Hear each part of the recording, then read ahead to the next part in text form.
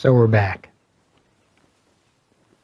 We had some technical difficulties earlier. Alright, so let's restart this. Today we're going to be talking about the FIA.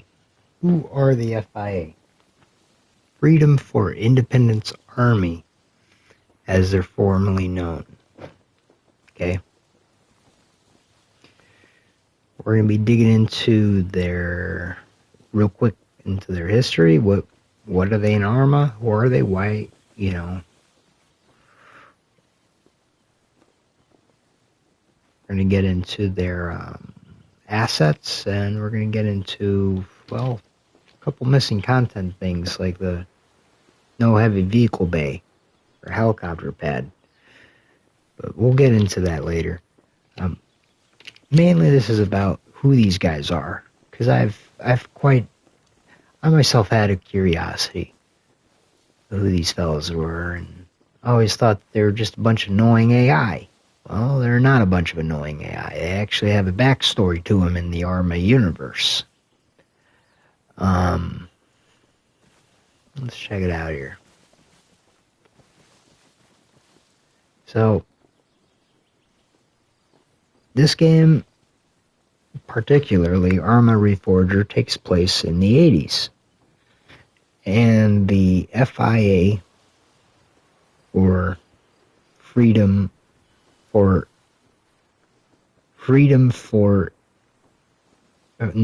it's the full name is Freedom and Independence Army. Freedom and Independence Army. FIA is Freedom and Independence Army. Okay. Big tongue twister, right? But anyway, these guys are one of the main factions that attack us here in the game. Why is that? Well, the reason is because these guys are the guerrilla forces of the Arma universe. So, going into their history, in Arma Cold War Assault, it consists of two IND4, which IND4, IN4 stands for Independent Force or Guerrilla. So, in Arma 2, an Arma Cold War Assault consists of two IND4 resistance groups, one located in the Independent Republic of Nagova and the other in the microstate of Everon. Okay. Nagovan and Nagovan partisans. So this has to do with the Nagovan partisans. Who these guys are, where their origins are. The Nagovan partisans. Founded in the immediate aftermath of the Soviet occupation of Nagova, partisans consisted of ex-militiamen and regular Nagovan citizens opposed to the Soviet presence. Their goal was the restoration of the legitimate civilian leadership and overthrowing of the puppet, Soviet-backed government controlled by the former Nagovan Communist Party. Sorry. I'm just reading this from the phone here, because this is their history here, according to the game. You know, what the lore is. Who are these guys? Well, this is what it is. The organization was founded by its leader, Gabriel, who initially led their group prior to being replaced by Victor Troska, a former British Special Forces operative and war hero of the 1979 Nagovan Revolution. Another notable member was Geronimo, who served as Gabriel's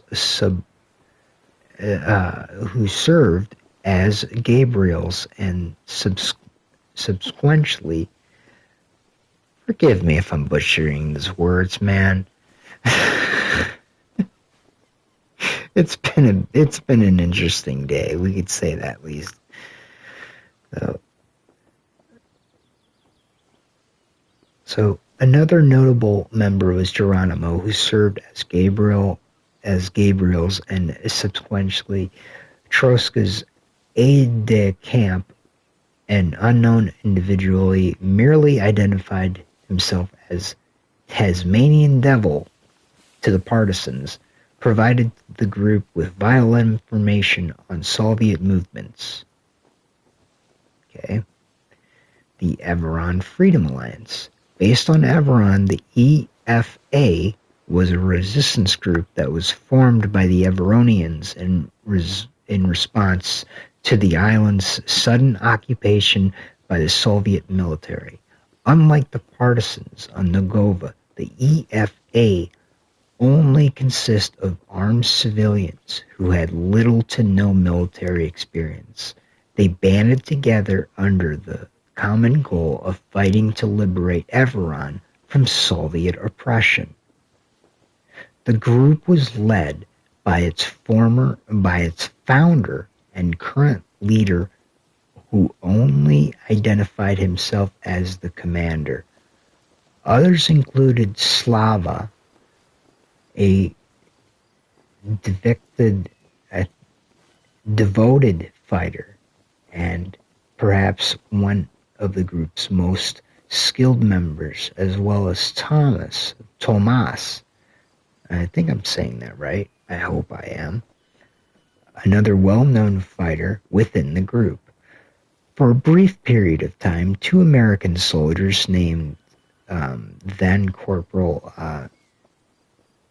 David Armstrong and Major James Gatsky also assisted in the group in an unofficial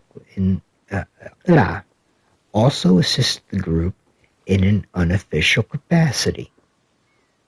And there's some spoiler alerts, because this is the events of the resistance of 1982, according to this.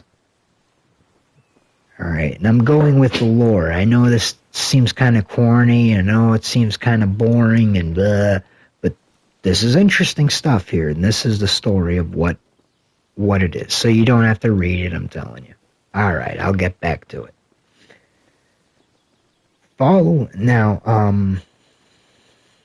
This is all going to be a bunch of spoilers for Arma's Cold War Assault's resistance campaign, so if you're playing that game right now and you're following the story, turn it off, because I'm going to ruin this, you know. If I miss anything out, let me know and I'll add it in there, but for the most part, following the disbandment of Ngovan's army and dissolution of the civilian government, Gabriel quickly formed the group, and others soon rallied under his banner. Initially, the group was easily outmatched by the Soviets, who quickly crushed the opposition with little effort. However, things began to change for the better when Viktor Trotsky joins the resistance group, forced to take command following Gabriel's death at the behest of Geronimo. He brings the fight back to the Soviets, who attacked the main base. After staging multiple successful raids, the movement begins to gain traction and earn sympathy from the Ngovan people, more of whom joined the resistance in order to fight against the Soviet occupation. Later on, the movement even resides... Excuse me. This is my first time doing this, can you tell? Later on, the movement even receives material aid from U.S. forces stationed at Malden and received covert support from Major James Gatsky and his team. They continued successes slowly drive the Soviets back until they are finally cornered to the airfield where Guba is holding out. The partisans discover that he intends to utilize the bombers stationed there, obliterate Negova to cover their retreat. The partisans stage a desperate assault on the airfield, but incur heavy losses and are unable to break through. In a blaze of glory, Troska infiltrates the airport alone and manages to destroy the bomber fleet. He is eventually killed by the Soviets, however, after they manage to encircle him following a failed escape from the airport. The remaining partisans were also about to face the same fate until the U.S. air support arrives to drive back the remaining Soviets.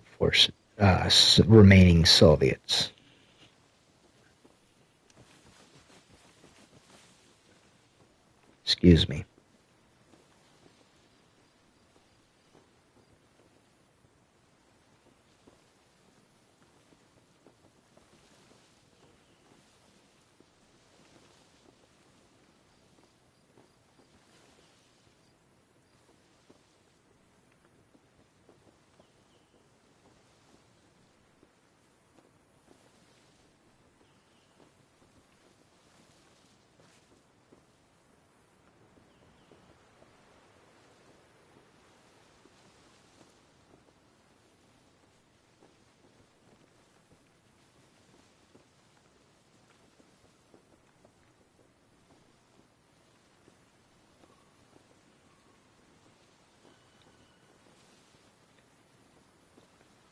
Some of the big names that I've heard that run this organization, there's three names that I see. And notable leaders are Gabriel, Viktor Troska, and Ian Stoyan. Okay, these three characters are the notable leaders of this faction.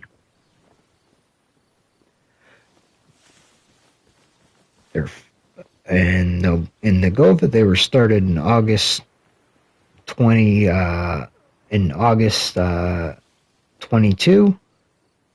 1982, and Eurovian is May 5th, 1985. That's when the Eurovian FIA was made up, I guess, during this game time. So it's relevant, you know.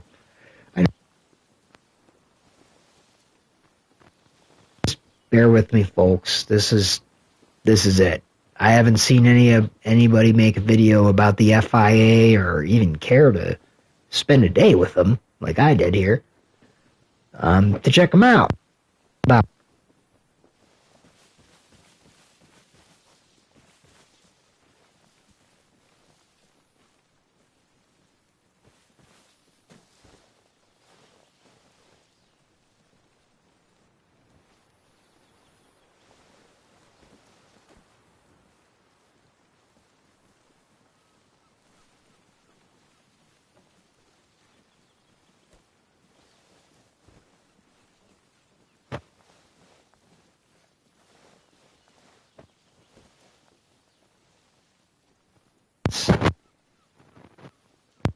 And I'm interested. Community's interested. Heck, I've got a couple buddies, a lot of my friends that are all interested in. Here, let's check this out here. This is a medic that, you know, but initially starting in a conflict game, we're always fighting these guys. Constantly.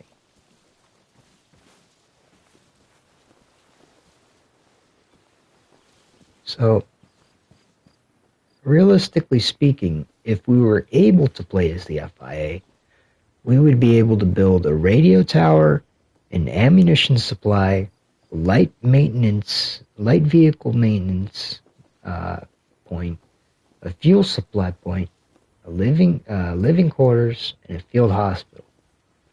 Whatever the four slots are that remain here remain a mystery. But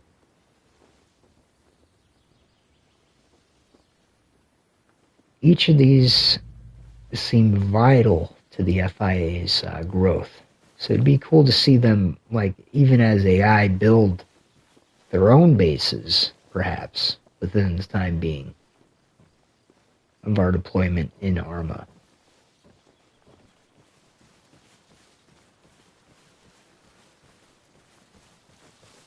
Let's go to their arsenal and see what they got. So, their arsenal is very, it's kind of unique, actually. Notice that we have the Alpenflange. That's the, what the name of this camouflage? Because it's interesting, because this camouflage is it's a real camouflage that's used.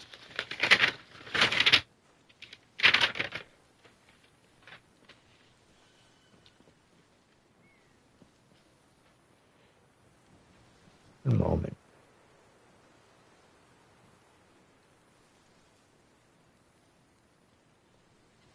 This camouflage that's used, that you see here, is the TAS 83 camouflage. It is used by the Swiss Army. They also call it the pizza camo. It looked like pizza. But this this BDU, this is one of the uniforms that they got. They also, in addition, have a parka.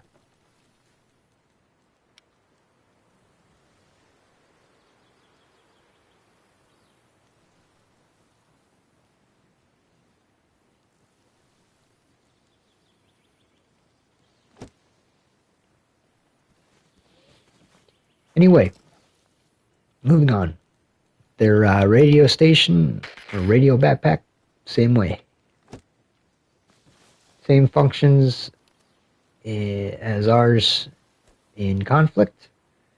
As you can see, you set it down, deploy it.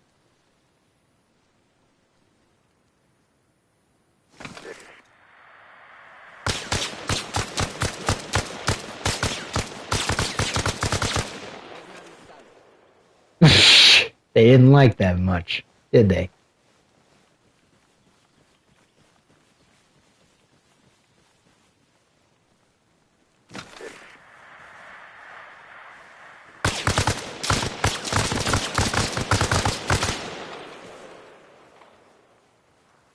Apparently they don't like radios.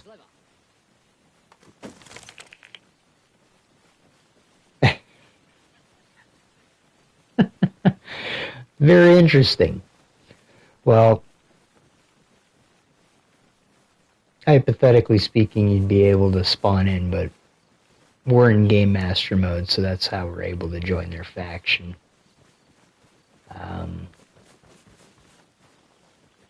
Another cool thing that I noticed about their arsenal is that they have a backpack.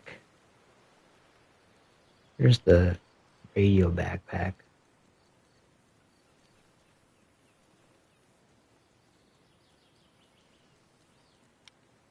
They have a backpack. In addition to the backpack, they have a medical bag. So this faction has its own units in the game.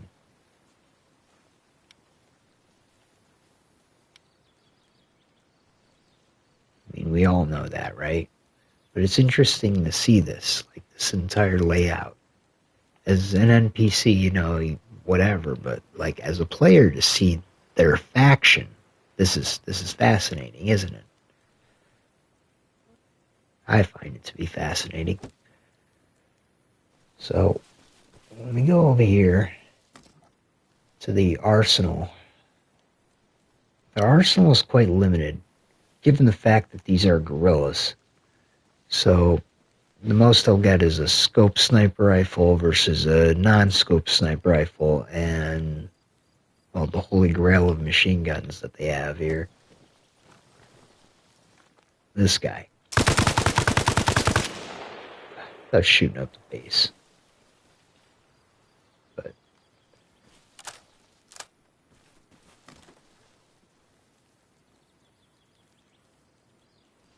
put it back.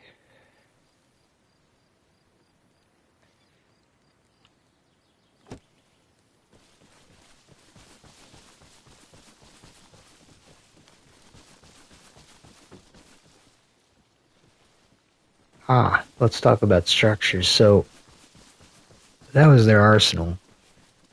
The structures that we just went through. The vehicles down here. We'll get to infantry in a moment. One thing I've noticed with the vehicles is that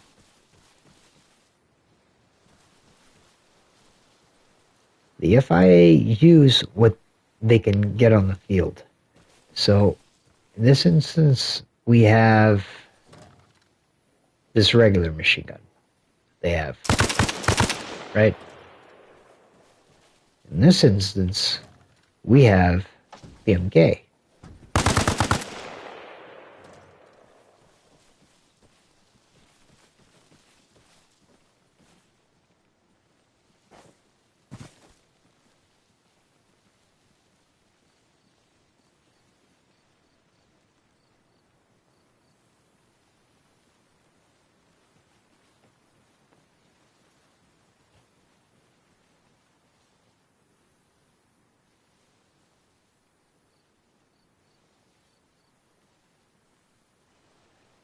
So, I don't know if I could take one of these boxes and switch it up to that, or switch them vice versa, but I know for a fact that if this gun has this type of ammo box, I cannot use this box for this gun and vice versa. But we're going to try right now and see.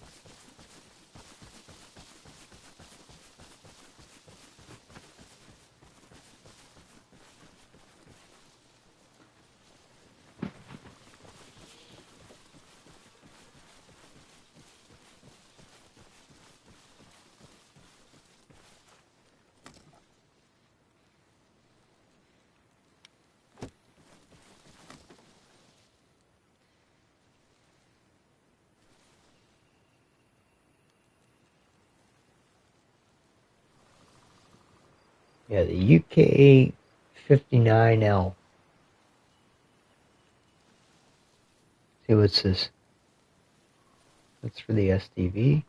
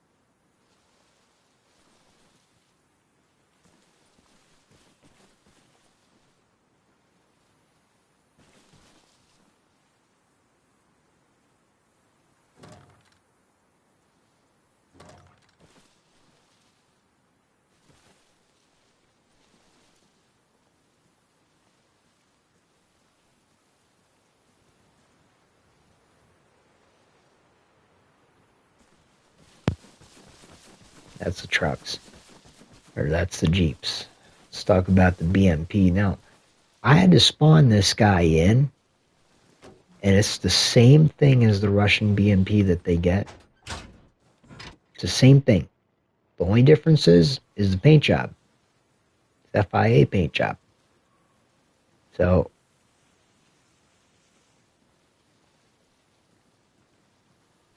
yeah, when time comes when we got to worry about AI and vehicles, this is going to be really interesting.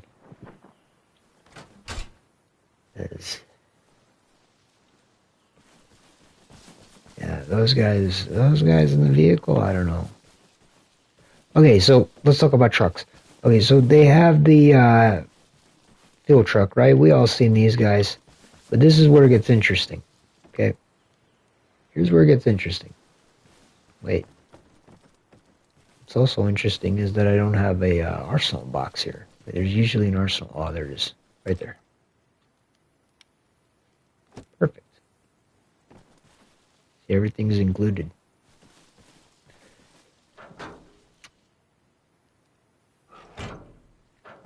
So this, and we'll even go in the viewer to see.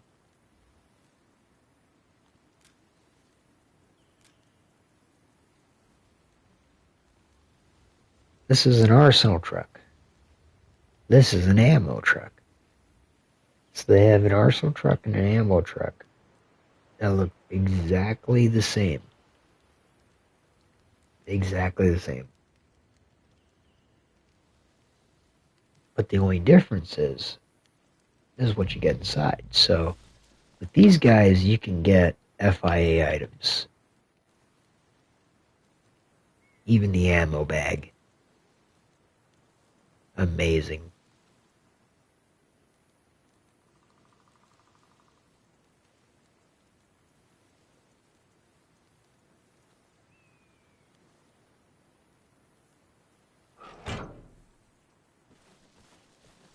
When we go over here, this is what we get in the conflict mode. We only get the ammo truck. So think about that for a second, you know.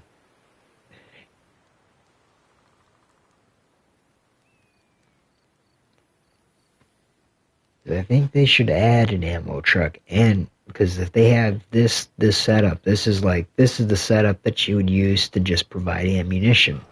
This is the setup that you would use to provide uniforms and weapons and everything under the sun. Look at that. Radios, maps, everything under the sun.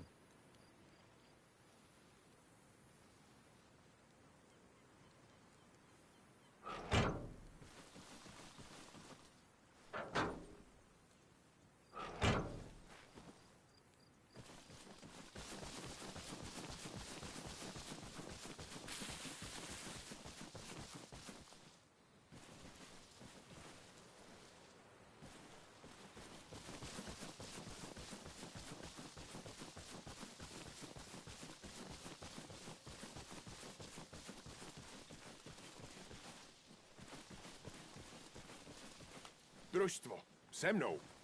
Rozumím. Družstvo, drž se u mě. Rozkaz.